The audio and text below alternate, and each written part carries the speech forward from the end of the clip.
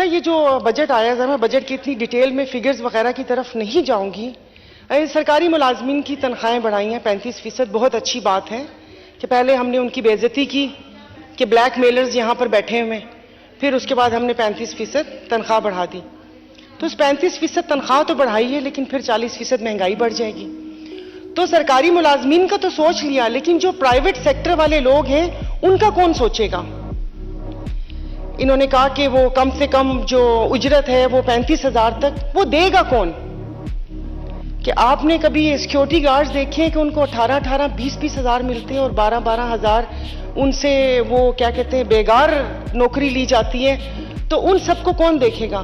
جو گھروں میں کام کرتے ہیں، جو پرائیویٹ نوکر، ڈرائیور، مالی، یہ وہ، ان کی تنخواہوں کا کون کرے گا؟ آئی ایم ایف کا سنے جا رہے ہیں، آئی ایم ایف وہ کہتے ہیں نا کہ وہ پہلے کبھی سگنل پہ کھڑے ہوں تو وہ آتا ہے فقیر، پہلے تو وہ دعائیں دیتا ہے کہ دے دو، دے دیا تو ٹھیک ہے، نہیں دیا تو اس کے بعد وہ بد دعائیں دینا شروع کر دیتا ہے. مجھے تو ایسے لگ رہا ہے جیسے ہم ابھی وہی کر رہے ہیں.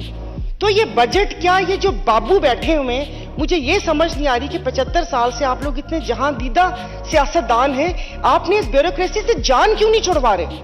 اسپیکر صاحب، ابھی کس کس چیز کی میں بات کروں؟ تقریباً سبھی بات کر چکی ہیں، اور مجھے حیرت بھی ہے کہ یہاں سے حکومتی ارکان نے بھی ایسی سپیچز کی ہیں کہ وہ لگتا ہے کہ یہ حکومت میں ہے ہی نہیں. ویسے بھی حکومت کی فیل آ نہیں رہی. جیسے آپ بھگار لگائیں یا پلاؤ کا ڈھکن اٹھائیں تو ایک خوشبو آتی ہے اور آپ کو پتہ چلتا ہے کہ ہاں یہ بنا ہے. تو یہاں سے وہ خوشبو آ نہیں رہی ہے حکومت والی کہ پتہ چلے کہ کوئی حکومت بھی ہے. کیونکہ ہمارے وزیر دفاع مطلب وہ ایک اس کا ذکر تو کرتے ہیں بیوروکریٹ کا، کہ جس کی بیٹی کی شادی پہ 1,70 کروڑ کے ان کو سلامیاں ملی، نام نہیں لیا، نام نہیں لیا. ٹیکے نام ہے ان کا، ٹیکے لگائے ہوئے انہوں نے پوری قوم کو، ان کا نام نہیں لیا. وہ ابھی بھی بیٹھے ہوئے، وہ ابھی بھی بیٹھے ہوئے. اور کل انہوں نے بولا تھا کہ نام نہیں لیا تھا، میں نے پروگرام میں نام لیا تھا. بزنس ٹائکون کیا، ملک ریاض نام لے، ان کا نام ہے. بحریہ ٹاؤن ہے ان کا، اگر یہ بھی نہ پتا ہو تو یہاں پر ہم نام لینے سے کیوں گھبراتے ہیں؟ گالیاں کھائیں ہم لوگ، جہاں پر جائیں وہاں پر یہ ہو کہ یہ چور، یہ وہ، ایسے مطلب یہ کہ بے وقوف بنا کے کوئی بھی ہم لوگوں کو اس قسم کے وہ کر لیں، اور پھر ہم ڈرتے بھی رہیں کہ ہم نے ان کا نام بھی نہیں لینا. کیوں نام نہیں لینا؟ سب وہ یہی ہے نا کہ اب مجھے نہیں پتا کہ کہاں ہم لوگ پہنچے ہوئے ہیں، اور اس سب کو کون آ کے سیدھا کرے گا.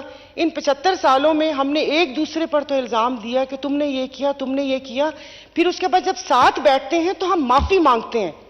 جیسے ابھی 3 وزرائے اعظم کے ڈکارنے پہ خواجہ آصف صاحب کا بیان تھا.